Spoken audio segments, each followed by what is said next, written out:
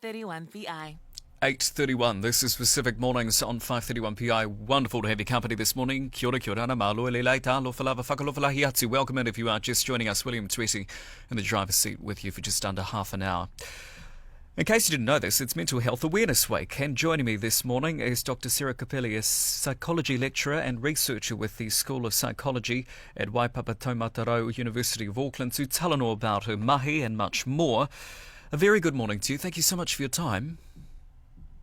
Nisa Bulivanaka Malolele Will, thank you for having me today. No, thank you very much. Look, let's start perhaps with a bit of what I call backgrounder in terms of your mahi. What drew you into psychology and mental health research?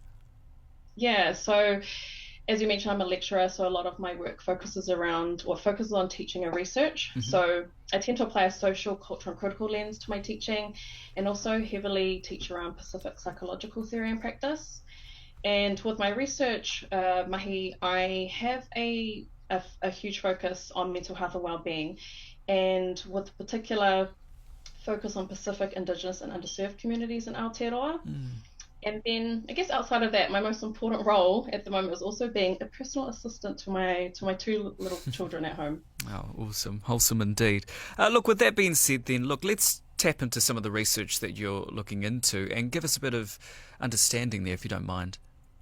Yeah, of course. So, and some of the research that I've been doing around mental health and wellbeing, or about people's understandings of our Pacific communities, people have shared about the differences in understanding mental health and wellbeing across generations. So maybe our parents or elders in our families who have come to Aotearoa have different ideas around mental health and wellbeing. People have also shared in our research about not knowing how to talk about mental health without feeling comfortable or intrusive. And something else that I think is incredibly important is that people have also shared that when they are feeling low, they find it really helpful when someone they found it really helpful, sometimes life-changing, when someone noticed and they checked in on them. So they reached in because they often started a conversation about what is going on that led to support and then led to greater well-being. Right. And, we talk, and I think this is the beauty of, modern times, is we talk about mental health a lot more these days generally. But do you think people, more specifically our own Pacific people, actually understand what good mental health looks like? Myself included, that's a question I'm asking personally. Yeah, so I think when we're thinking about well-being from a Pacific perspective, we often look at it in a holistic way. And so I guess this holistic way of thinking about well-being, it's very relational. So we tend to think about, what is the vibe between us or others in relation to different areas of our lives that we think are important. So it could be our family, our culture, our spirituality, our health, or the environment. And so we can think about that in terms of, what is the vibe between me and my family, the vibe between me and my culture, or even looking at the vibe between, my family and my spiritual beliefs. And so when we think of well-being in a more holistic way, we can start to understand that it's all interconnected, and that when that vibe between all those different domains of our lives, for example, is in good harmony or good balance, that's when we tend to feel good. We have positive well-being. But when there's a disruption to that vibe, that's what can negatively impact our well-being.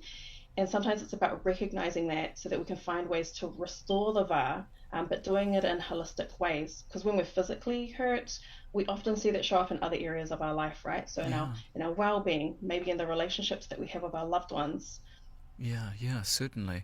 I want to tap into that a wee bit further, I suppose, from a cultural lens perspective. I mean, are there cultural strengths within our Pacific community or worldviews that mainstream, say, mental health models or Western, models could actually learn from?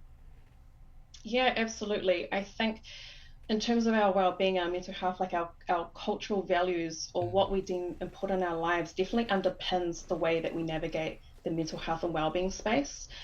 But I don't think, I know that our knowledge and our understanding of mental health from a Pacific perspective is not always reflected in, what we see in terms of diagnostic criteria, what we see in messaging around mental health and wellbeing, what we see in terms of resourcing as well. So when we don't see our lived realities or experiences reflected in the world that we live in, it can be quite easy to minimize what we're experiencing. And so that can lead to maybe not seeking support or delayed support as well. But I think if we hold true to what our cultural values are, we are strong communities that also rely heavily on social support, so support from our family and our friends. And if we just really rely on that and know that there is strength in our communities, and if we start to normalize the Talanoa about mental health, even more so than we're doing now, and being confident and comfortable in having those conversations, we definitely will see greater well-being across our communities. Certainly. I'd be keen to get your bit of a pulse check. It'd be remiss of me not to ask, but what you make of, say, the mental health system in Aotearoa at the moment in terms of its approach. Is it actually fit for purpose for communities like ours? And if not, what would you like to see happen, say, over the next few years or decade? Yeah, I think there's definitely opportunities to strengthen cultural responsivity and cultural safety across our mental health sector, particularly in the public service space. In my research, we've often found that our Pacific communities, they're not accessing services or professional mental health supports in the same way. We tend to reach out to our family and friends first and foremost. So services need to recognise the importance of family and friends in the mental health and wellbeing journeys of our Pacific communities, whether that looks like collaborating with families and care plans, potentially collaborating with community leaders to facilitate community-focused events around mental health, and definitely also strengthening practice on how to work alongside Pacific communities as well. Have you found this through your research? Just for example, in my own whānau, time and again, I'll say, mental health's important, and then I've had family members in the past say, oh, look, it's you just got to pick yourself up and throw it to the side, that kind of rhetoric. Do you hear that? Is that common for our Pacific people? Yeah, and I think that's something we definitely see intergenerationally. At least that's what we've seen in the research that I've been doing. I have personal experience with that, with talking with my own parents, especially my dad, who migrated from Tonga as well. So that the difference in understanding of what mental health looks like and how we should navigate that as well. And potentially there needs to be a cultural shift, but I think if we continue to do the work to normalize that Talanoa about mental health, like as the space that I work in, I am always talking about mental health. And I have personally seen the changes in like reflections or thoughts around mental health within my own family, which I think is important. But not everyone has to work in the space that I do to continue to have those conversations. But I think it's just having those conversations, but consistently having those conversations, and whether it's just checking in to see how people are. And that's something that we can all do. We don't all need to be practitioners, researchers, or people that work in the mental health space either. Look, final question for you, and it kind of naturally leads on from what you just said there. These are tough times we're in at the moment, within our own families, within what's going on in our own backyard, what's happening overseas with, the situation in Gaza. And I know there are particular segments of Pacific community that feel strongly about it. Some feel mental health-wise that it's taking a toll. What's one practical step that we could take today to not alleviate it, but just to address that, it's okay to talk or seek support? Yeah, and I think we've got to think about what's realistic or what's practical for ourselves.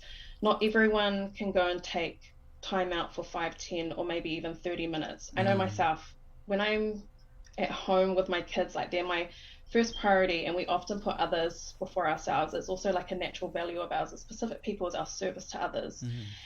So we can try and incorporate like self-care or whatever that looks like into our daily lives. Sometimes for me, it could be just like taking an extra 5 or 10 minutes in the car, even if my kids are in the car, taking the extra 5 or 10 minutes so that I can, have my own thoughts to myself for a minute. Or if it's taking my kids down to the park where I know they're going to play together by themselves, but then again, I've got time to myself to just reflect or decompress, but being intentional about what that additional time is going to look like. But again, just about normalizing the Talanoa, reaching in, checking in on ourselves as well, but also checking in on our loved ones and just recognizing that asking for help or reaching out for help, it's never a sign of weakness. It's also an act of courage and an act of love, and it's not only serves ourselves, but it serves our family and our communities. I'm such an introspective person. I could talk about this for hours. Thank you very much for your time this morning. I really appreciate it, and your mahi as well. You have a lovely rest of your day. Thank you so much. You too. Thank you.